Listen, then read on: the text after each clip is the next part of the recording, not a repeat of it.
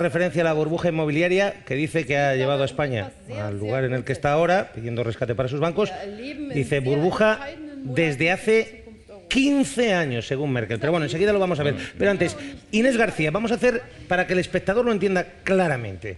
Esta tarde, Ana Mato le va a decir a las comunidades autónomas, a partir de ahora, esta es la lista, nosotros estamos viendo a lo largo del programa ese número de medicamentos, más de 400, 440, apunta Antonio Miguel Carmona, que tiene buena información, 456 según la primera lista, el primer borrador, algunos se caerá y algunos se salvará. ¿Exactamente qué consiste esa lista?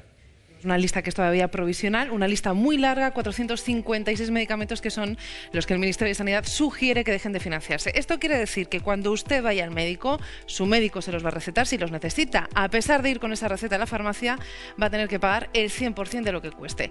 ¿Cuáles son esos medicamentos? Bueno, pues son de uso bastante frecuente y van desde los medicamentos para un resfriado como los medicamentos o las cremas para las hemorroides. ¿Cuáles pagaremos íntegramente? Por ejemplo, medicamentos como el Almax para la irritación gástrica. Nos vamos también, por ejemplo, a las vías respiratorias, a la garganta, a los pulmones. Ojo, porque van a tener que pagar por las medicinas para la tos, la congestión nasal, los resfriados, en definitiva, la acetilcisteína o un jarabe como puede ser, por ejemplo, el Bisolbón.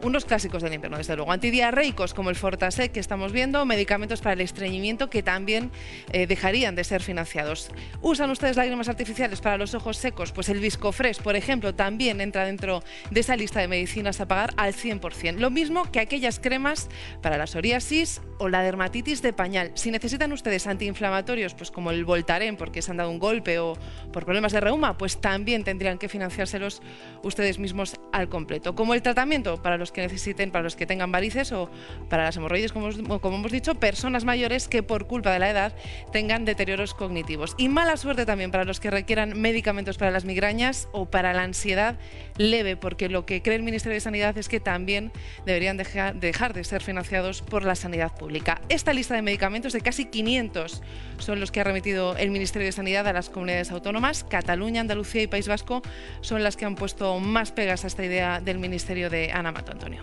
A ver, Inés, las razones, porque el Ministerio, decía Chani, bueno, no son unos sádicos, no son unos locos, bueno, se pueden acertar, pueden equivocarse.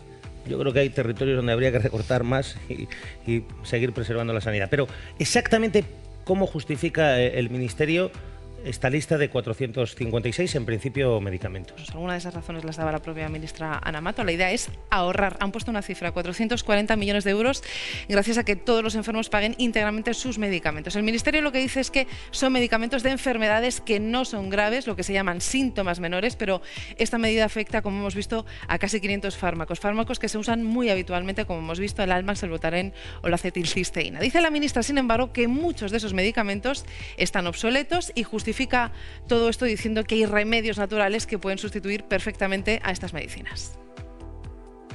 No tiene mucho valor terapéutico, podrían ser sustituidos por cualquier otra cuestión, cualquier otro producto, en algunas veces natural. Bueno, pues esto que ha dicho Ana Mato ha sentado fatal, entre otros, en el Foro Español del Paciente, que insiste en que esto es una locura y que lo único natural que funciona es lo que está probado científicamente, Antonio. Bueno, pero si se salva, por ejemplo, porque nosotros ya tocamos este tema y estuvimos debatiendo sobre ello la semana pasada, porque había una información del Mundo que lo avanzaba y se apuntaba que también estaban en la lista, por ejemplo, ibuprofeno, paracetamol, de los más populares, pero en principio ibuprofeno, paracetamol, Dalsi para los niños, Apiretal, eso fuera de la lista, en principio, ¿no? Bueno, esto es un poco una quiniela porque no hay nada confirmado, no está del todo claro, porque ni siquiera las farmacias han recibido hasta ahora ningún tipo de información sobre estos medicamentos que quedarían fuera. En un principio, y decimos en un principio porque tampoco el Ministerio de Sanidad ha querido facilitarnos de momento esa información, en un principio paracetamol e ibuprofeno seguirían siendo financiados por la sanidad pública, pero es algo que, como digo, todavía no está confirmado. Como tampoco está confirmado que el Dalsi o la Apiretal, que se suele administrar a los niños y que sé que te interesa, Antonio, pues tampoco sabemos si entran en esa lista maldita, son como el paracetamol o el ibuprofeno para los niños, así que suponemos que también seguirían siendo financiados. Bueno, pues